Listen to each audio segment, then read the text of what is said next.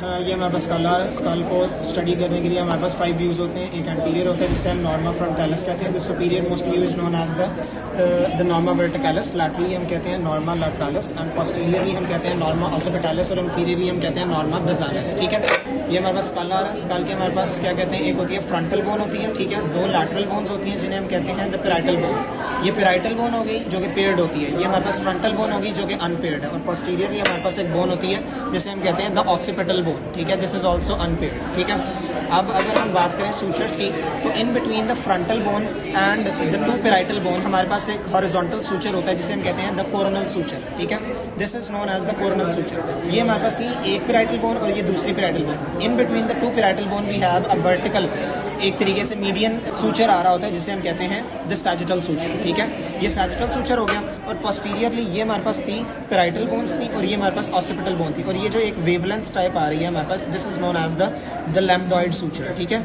लैम्बडॉइड suture हमारे पास ये हो गया।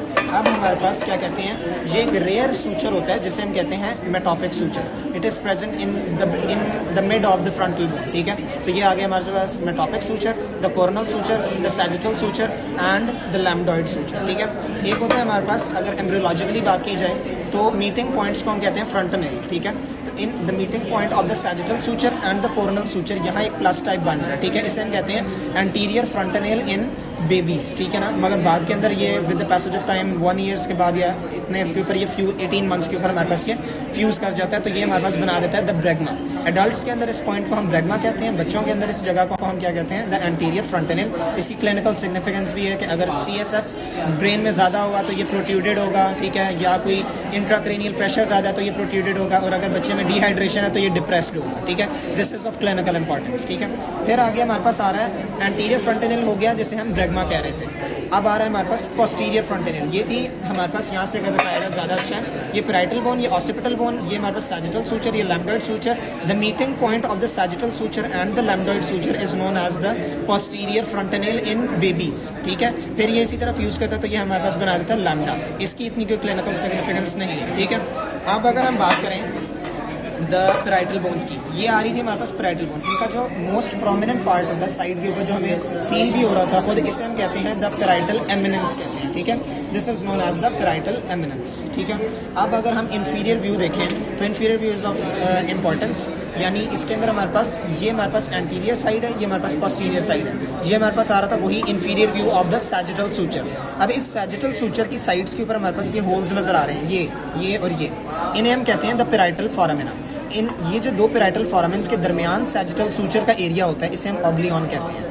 The area between the 2 parietal foramen, ठीक है, इज नोन एज द ऑब्लियन। ठीक है, अब ये जो लीफ लाइक एरिया आ रहा होता है ये हमारे पास आ रहा है groove for the middle meningeal artery. ये जो जा रही हैं आगे तक लीफ लाइक जा रही हैं, इन्हें हम कहते हैं groove for the middle meningeal arteries. ठीक है, अब अगर हम बात करें क्या कहते हैं, हाँ, ये हमने कहा था सैजिटल सूचर है, तो ये हमारे पास आ रहे थे पैराइटल फोरामेन। इन पैराइटल फोरामेन से हमारे पास एमिसरी वेन गुजर रही होती है। ठीक है, और इसके अंदर हमारे पास ये वही आ गया, हमारे पास क्या कहते हैं ब्रेगमा आ गया, ये हमारे पास पोस्टीरियर फ्रंटनेल आ गया, ये हमारे पास होती है फ्रंटल क्रेस्ट। ठीक है, this is known as the frontal crest.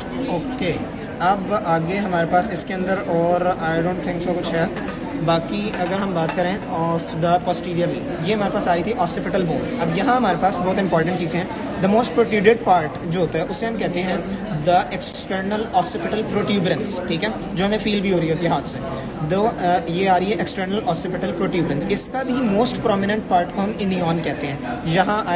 यहाँ करके जो हमारे पास मोस्ट प्रोमिनेंट पार्ट आ रहा है इसे हम इनियन कहते हैं। नीचे अब हमारे पास एक क्रेस्ट जा रही है जिसे हम कहते हैं द एक्सटर्नल ऑसिपिटल क्रेस्ट। ठीक है, अब ये थी हमारे पास external occipital protuberance, the most prominent part को हम इनियन कह रहे थे। नीचे से हमारे पास एक क्रेस्ट जा रही थी जिसे हम कहते हैं एक्सटर्नल ऑसिपिटल क्रेस्ट। अब ये जो एक्सटर्नल ऑसिपिटल प्रोट्यूबरेंस है, इसकी साइड से हमारे पास 2 हॉरिजॉन्टल लाइंस जा रही हैं जिसे हम कहते हैं, ये सबसे मोस्ट प्रोमिनेंट होती है, इसे हम कहते हैं सुपीरियर न्यूकल लाइन। ठीक है, इससे नीचे हमारे पास इतनी लेस मार्क्ड हमारे पास ये फिर भी ज़रा नज़र आ रही है जैसे हम कहते हैं इन्फीरियर न्यूकल लाइन। और जो हाईएस्ट होती है वो इतनी बिल्कुल ही लेस मार्क्ड होती है, इसे हम कहते हैं the highest nuchal line. Highest nuchal line reference point हमारे पास आ गया एक्सटर्नल ऑसिपिटल प्रोट्यूबरेंस, उसकी साइड से हमारे पास निकल रही होती हैं the superior nuchal line, inferior nuchal line and the highest nuchal line. ठीक है, अब ये हम इसी को ट्रेस अगर करें इस क्रेस्ट को, तो एंड के ऊपर हमारे पास एक फोरामेन टाइप बन रहा है, इसे हम कहते हैं द फोरामेन मैग्नम। ठीक है, और इसकी साइड्स के ऊपर हमारे पास ऑसिपिटल कॉन्डाइल्स आ रहे हैं एंड दिस इज